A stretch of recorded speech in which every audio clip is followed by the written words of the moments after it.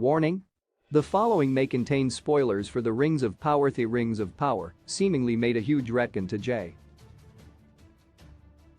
Tolkien's Lord of the Rings Silmaril and Mithril lore, but it's possible it's all just a part of Sauron's plan. Gil-galad and Celebrimbor are both convinced Durin's Mithril is the product of an old legend about an elf and a Balrog fighting for a Silmaril, and that it holds the key to restoring the elves' power in Middle-earth.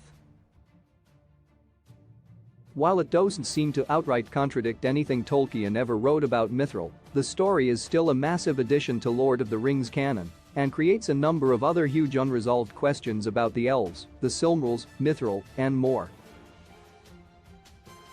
On its face, it seems like a pretty straightforward MacGuffin as the show approaches the end of its first season. However, another reading of the story could reveal Sauron's master plan for taking over Middle-earth. Gil-galad's Mithril origin story probably isn't true. In Episode 5, Partings, the Elven High King Gil-galad confronts Elrond about the Song of the Roots of Hithaglar, which Elrond describes as an obscure legend regarded by most to be apocryphal.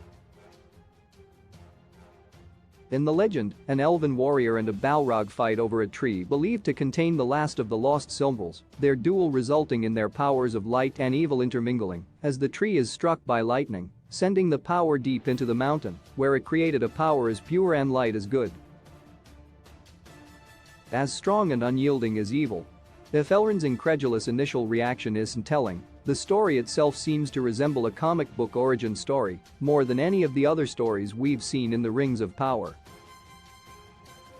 Gil-galad and Celebrimbor are concerned over the fading light of the Elder and their desperation to find a solution, and their belief that bathing every elf in the light of Mithril will return the elves to their glory, may be a little more willing to entertain legends like the Song of the Roots of Hithaglar than Elrond is, but the story and the Mithril solution are both a little too contrived and convenient to be accepted as fact just yet.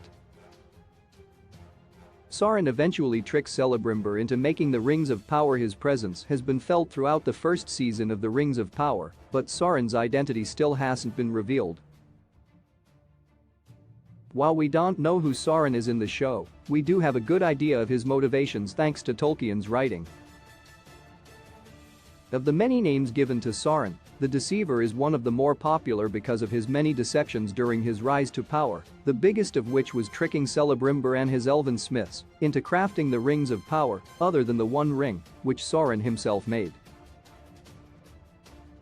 The Silmarillion specifies that Sauron comes to Celebrimbor under the name Annatar, meaning Lord of Gifts, towards the end of the Second Age, which is when the Rings of Power show takes place. Celebrimbor is working with the dwarves of Khazad-dûm, as arranged by Elrond in the Rings of Power, and Annatar teaches the elves the craft of ring making without telling them the rings will all be bound to a master ring he wrought in secret. Amazon doesn't have the rights to the Silmarillion, so the events in the show may not play out exactly the same way, but Gil-galad's faith in the Song of the Roots of Hithaglar and Mithril as the salvation of the elves could be a key element of Sauron's deception. How the elves' Mithril plan could be one of Sauron's most important deceptions since the beginning of the Rings of Power. Gil-galad and Celebrimbor have been hiding the full truth from Elrond. Elrond was brought in due to his connection with the dwarves, not just so he could help forge an alliance in building Celebrimbor's towers and furnaces, but also arrange access to the dwarves' Mithril. Since Gil-galad and Celebrimbor are keeping Elrond in the dark on the complete nature of their plan, it won't be a huge surprise to learn Sauron already approached them as Annatar, planting the idea of working with the dwarves to build great furnaces to craft something of true power. As Halbrand tells Galadriel in Episode 4, The Great Wave, "You do well to identify what it is that your opponent most fears,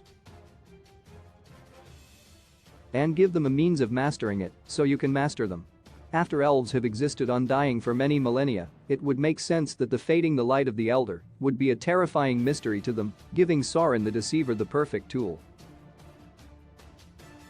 Weaponizing Gil-galad's hope, Sauron, as Annatar, could have told the High King to build the furnaces that would eventually be necessary to craft the Rings of Power, under the guise of using them to craft artifacts from the Mithril to bathe the elves in the light of the Valar once more. Conveniently, the at least 2 of the 3 elven rings of power eventually crafted by Celebrimbor himself also have powers of preservation, which is how Galadriel maintains the glory of Lothlorien and the elves that lived there through the end of the Third Age. Sauron taught the elves how to craft rings of power, so regardless of the outcome of the Mithril plot, Sauron could weaponize that same hope to get the elves to make the rings of power. In addition to providing the means to make the rings of power, which are unknowingly slaves to Sauron's One Ring, this plot would create tension between elves and dwarves, who would be an otherwise powerful alliance against Sauron's rise to power. The fact that the forges of a region are being built at the same time as Adar is transforming the Southlands into what is later known as Mordor, including possibly turning Mount Doom into an active volcano, which is necessary for Sauron's forging of the One Ring. With only 2 episodes remaining in the Rings of Power's first season and Sauron yet to be unmasked, it only makes sense for the machinations driving the rest of the plot forward are his doing. The elves are desperate for hope of their preservation, and Sauron's deceptions can easily twist that hope to his own purposes. Whether or not this aspect of the plot reveals itself in Season 1 or takes even longer to develop remains to be seen, but the show is going to get 5 seasons in total, so there's plenty of time for Sauron's full plan to come into view. For now, though, both in the Southlands as well as a region, men, elves, and dwarves alike are all paving the path to Sauron's eventual domination.